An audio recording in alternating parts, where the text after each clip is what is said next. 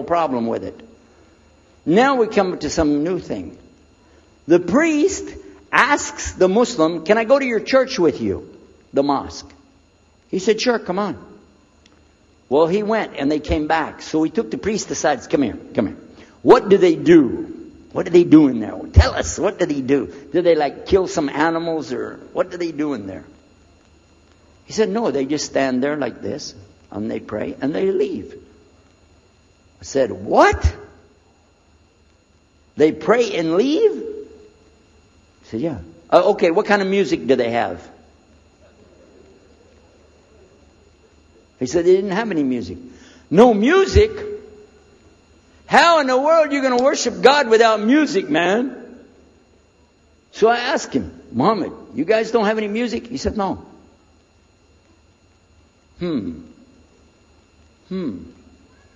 Now I'm in the piano and organ business. I said, how many mosques are there in the world? He said, millions and millions and millions of them. And I said, none of them have a piano. He said, no. Any of them have an organ? He said, no. Oh man, I can get rich. Just introduce some music to these guys, put it in there, bound to be. I said, do the Arabs have any music? He said, oh, Arabs have music. I said, boy, I got it figured out, boy. I can see my next $1 million coming right straight up at me, So then the priest asked again another time. He wanted to go back to the masjid again. He went, this is middle of July, 1991.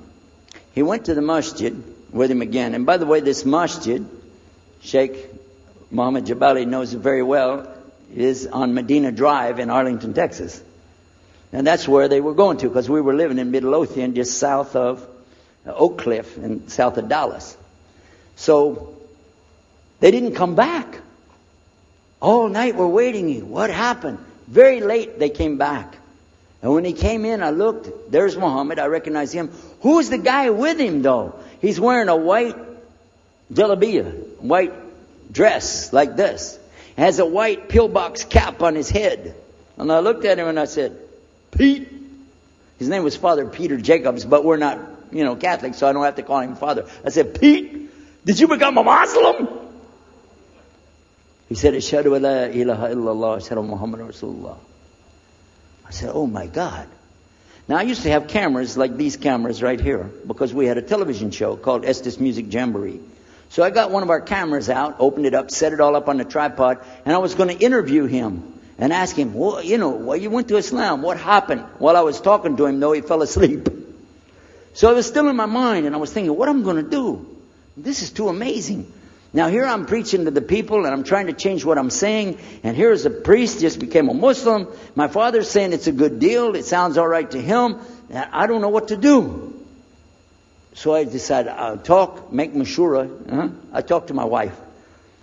We have an apartment upstairs. We were in our apartment up there and I'm telling her, a priest became a Muslim today. What is that? And can you imagine what they were saying about the Quran and saying about this and so and so? All of a sudden she said, I want to get a divorce. Oh, whoa. It's not the subject, but what happened? She said, no, all this talking about religion and talking about Islam and so I can see. I said, oh, no. No problem here. No problem. I said, you thought no, I was just observing somebody else. No, I'm not interested. Trust me. I don't want to be with those Muslims. Last thing I want to do is be with a Muslim. No way. Just put your mind at ease. She said, I need a divorce. I said, where are we going with this again? What's the problem with that? What happened? She said, a Muslim can't be married to a Christian. I said, what? No, wait a minute. Hold on. I don't look at me. I'm telling you, I swear I don't want to be a Muslim. Okay? And even if I did, don't you remember what he said? A Muslim man could be married to a Christian woman. It's not a problem. But I'm not saying I won't do. I'm just saying it's not a problem. She said that is the problem. A Muslim woman can't be married to a Christian man. I want to be a Muslim, so I need a divorce.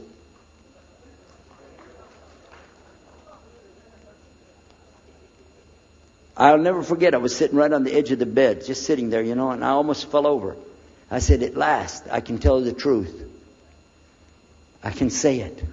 I didn't realize that she liked the idea. I was afraid. I said, okay, the good news is, I too want to be a Muslim. You know what she said? I don't believe you. I said, no, really. I was just saying that because, but for sure, just so you know, I want to be a Muslim. I've been thinking about it. I want to be a Muslim. We're both going to be Muslim. Alhamdulillah, it's going to be great. Right? You know what she said? I don't believe you because you're either lying right now or you were lying 5 minutes ago when you said you didn't want to be a Muslim. And either way, I don't want to be married to a liar. So get out.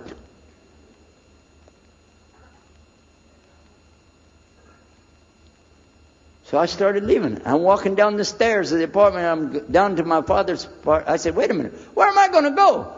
This is my father's house. I just got thrown off of my own property. What happened here? So I went to get to Muhammad and I woke him up. I said, come, you and me, we got to talk. Come with me. And we went outside the house and we walked those country roads in Midlothian, Texas until the time for the dawn, the sun to come up at dawn. And all that time I talked to him about what's it like to be a Muslim? How do you have to believe? What do you have to do? Let me hear all of it now. And no more playing a game. I'm not debating. I just want to know. Just tell me. Just tell me what's Islam. I need to know what I need to do. And he told me everything and I realized this is it. I got to make a decision. This is a big deal though. And he told me, okay, this is up to you. You have to go make a choice for yourself. I can't help you. I said, oh my God.